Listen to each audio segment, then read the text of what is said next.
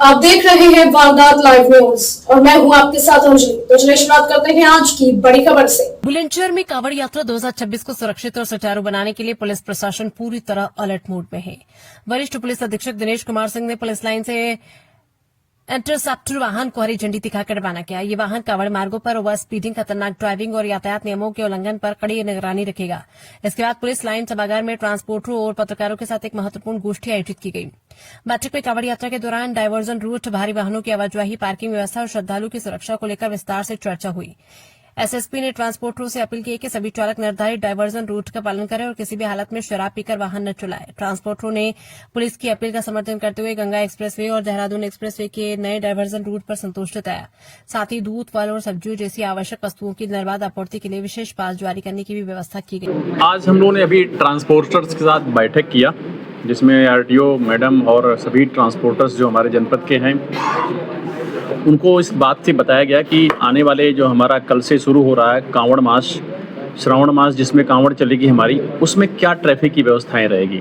थोड़ी सी परिवर्तन हुआ इस बार, क्योंकि हम लोगों के पास एक देहरादून एक्सप्रेसवे भी मिला और गंगा एक्सप्रेसवे भी मिला। इन दो ऑप्शंस यूज करके हम डाइवर्जन के प्लान को और थोड़ा सा सुगम किया गया है। इसी बात से उनको भी बताया गया, उनके जो क्वेरीज थी उसका भी जवाब दिया गया। उन्होंने बहुत सहमति व्यक्त की और इस सुगम जो यातायात तो उनको उपलब्ध हो रहा है उसमें उन्होंने खुशी भी जाहिर किया। साथ ही उनसे अनुरोध किया गया कि इस संबंध में आप जो है अपने ड्राइवर्स के साथ एक बैठक करके उनको भी ब्रीफ करेंगे और साथ में ड्राइवर्स को इस बात के लिए आबद्ध करेंगे कि वो किसी भी दशा में किसी मादक पदार्थ को लेकर रोड पर ना आएँ। गाड़ियों की गति सीमा को भी इन लोगों ने कहा कि हम धीमा करेंगे, कम करके चलाएँगे इस पीरियड पूरे महीने भर में। जो हमारी रोडवेज की बसें और प्राइवेट बसें हैं उनकी गति सीमा को कम करने के लिए भी एडीएम साहब के स्तर से पत्राचार किया गया है कि वो इस पीरियड में उन रोडों पे जिन पे चलते हैं उनकी गति सीमा को कम किया जाए। ये कार्रवाई गत वर्ष भी कराई गई थी, उसका अच्छा रिजल्ट रहा, कोई भी इसके एक्सीडेंट नहीं हुआ था और इस बार भी हम लोग उसको सुनिश्चित कराएंगे। जो सावन महीने में डाइवर्जन्स है उसको मैं आपको एक एक तरफ के लेकर के आपको ब्रीफ कर दें तो आपको भी सुविधा होगी उसको समझने में और लोगों तक ये पहुंचेगा, तभी ये बात बनेगी। क्योंकि इस चीज़ को लगातार हम लोग सोशल मीडिया पे सभी पे डाल रहे हैं और सभी साइट्स पे भी डाल रहे हैं, जिससे लोगों तक पहुंच जाए अधिक से अधिक। अब जितने भी नोएडा, गाजियाबाद, दिल्ली और देहरादून एक्सप्रेसवे से की तरफ से अगर हम देखें तो सहारनपुर, बागपत, शामली की तरफ से भी जो वाहन आ रहे होंगे और ईस्टर्न और वेस्टर्न पेरिफेरल से जो वाहन हरियाणा की तरफ से भी आ रहे होंगे, ये सारे वाहन अब NH जो 9 है हमारा, उससे होते हुए जो 24 बोलते थे उससे होते हुए जाएगा हापुड़ से आगे, जहाँ पे गंगा एक्सप्रेसवे का और इस NH से क्रॉस हो रहा है ऊपर, उसको खुडलिया कट बोलते हैं। वहाँ से मेरठ की तरफ जाने वाले रैंप पे चढ़ करके 32.5 का जो पॉइंट है वहाँ से टर्न लेकर के वो अमरोहा, संभल, मुरादाबाद, रामपुर, बरेली, बदायूं, कहीं भी उससे आगे थोड़ा लखनऊ, प्रयागराज जा सकेगा बड़े आराम से।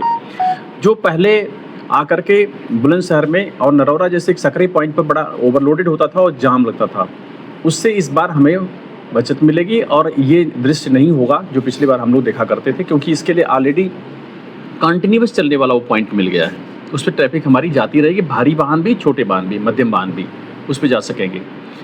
उसी तरह से सेम जितने भी वाहन लखनऊ की तरफ से मुरादाबाद, रामपुर, बरेली, संभल, बदायूं, ये सारे वाहन गंगा एक्सप्रेस पे चढ़ेंगे और वहीं खुडलिया कट पे नीचे उतरेंगे और वो सीधे आएंगे डासना से वो दिल्ली जा सकते हैं, सीधे गाजियाबाद, नोएडा जा सकते हैं, या ईस्टर्न वेस्टर्न पेरिफेरल को पकड़ करके वो हरियाणा की तरफ भी जा सकते हैं और फिर देहरादून एक्सप्रेस पे पकड़ करके वो सहारनपुर तक जिस भी डिस्ट्रिक्ट को जाना चाहते हैं जा सकेंगे। ये एक बड़ा सबसे जो मेजर ट्रैफिक इसी पे आता था, क्योंकि ये बहुत बड़ी कनेक्टिविटी का रोड हमारे उत्तर प्रदेश का बहुत इंपॉर्टेंट रोड थी। अब जो पहले इस तरह से संभल से बुलंदशहर आने वाले लोग हैं उस साइड से, वो पूर्वत रहेगा।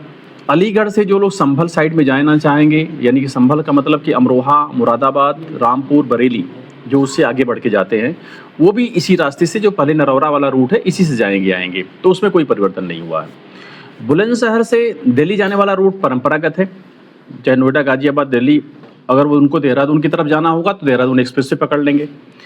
अलीगढ़ या बुलंदशहर से जिसको कि मेरठ जाना है या मुजफ्फरनगर की तरफ से जाना होगा, उनके लिए रास्ता ये है कि वो यहाँ से होते हुए ईस्टर्न पेरीफेरल पकड़ेंगे और वहाँ पे डासना से उसको दाहिने टर्न लेकर के हापुड़ पे तो ततारपुर मोड़ है, वहाँ से बाएं हो जाएंगे और टियाला मोड़ से फिर दाहिने टर्न लेके किठौर होकर के वो सीधे आगे फिर मेरठ होते हुए आगे निकल जाएंगे उस रास्ते से। अगर उनको बिजनौर भी जाना होगा तो आगे से दाहिने टर्न लेके बिजनौर निकल जाते हैं। तो ये हमारा था जनपद से बाहर जाने का और जनपद के अंदर आने का जो हमारे मार्ग थे, इसको लेकर के थोड़ी क्लैरिटी हुई है। हाँ, सभी को ये बात ब्रीफ की गई है कि जो 3 दिन जो पीक डेज होता है और जो खासतौर से शिवरात्रि का दिन होगा वो चीज़ पर 4 दिन हो जाए, क्योंकि कंटिन्यू सोमवार और फिर उसके अगले दिन 11 तारीख को, मतलब दूसरा सोमवार पड़ रहा है 10 तारीख को, फिर 11 तारीख को पड़ जाए, वो दोनों दिन लगातार पड़ेंगे तो थोड़ा लोड ज़्यादा रहेगा। उसको ध्यान में रखते हुए अगर अनावश्यक ना हो तो बहुत ज़्यादा आवश्यकता पड़ने पर ही हमें सड़क पर ले आएँ भारी वाहनों को, गुड्स कैरियर्स को। अगर हम इसको अवॉइड कर सकते हैं तो शेष बचे 4 दिनों में उसको चलाएं। लेकिन जो आवश्यक सेवाएं हैं हमारी, एम्बुलेंस कहीं किसी रोड पर नहीं रोकी जाएंगी। इसके अलावा जो सब्जियों के, फलों के, दूधों से संबंधित वाहन होंगे वो हमारे एसपी सिटी साहब से पास लेकर के इन प्रतिबंधित दिनों में आएंगे।